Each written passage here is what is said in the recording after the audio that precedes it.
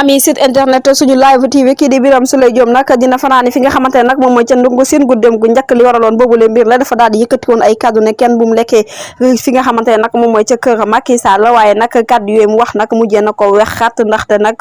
dañ ko daal di rek yóbbu fa mbaxana doonee benn waaye nag kaddu yi nga xamante ne wax na ko nag neem donte na sax waru ko woon wax ñu fàttali leen numéro 2 bu Pastef bi nag daal di nay xam ne mbir mu ne ma kii di Souleymane Jules Diop nag la mu daal di xam ne rek moo di kii di Macky Sall nag dafa war a jéggale te baale bu dul dara rek ki nga xamante ne nag moom mooy Birame Souleye Diop daal di woon ni génn rek baalu ginnaaw bu mu xamee ne conférence de presse bi mu doon amal nag nekki le 4 juillet bi ñu génn nag ci la waxoon yooyu les kàddu waaye ginnaaw bu mu xamee ne rek yooyu nag waru ko woon yëkkati dafa yëkkati ko waat ay kàddoom rek di jéggaluwaate beneen yoon kon nag Macky Sall nag waroon na koo baal te xam ne ku dul juum amul yàlla rek moom moo dul juum ki xam le mbir mu nu mel nag di Souleymane Jules Diop nekk ambassadeur délégué permanent bu Sénégal nag ca fële la ko waxee fi nga xamante ne nag moom mooy ca UNESCO waaye kii di président Macky Sall nag moom dafa mel ni rek instant bi dafa gumba tëxlu maye pataaram rek mel ni yoonam nekku ci moomu le mbir waaye nag bu ñu fàttalikoo kii di Birame Souleye Diop nag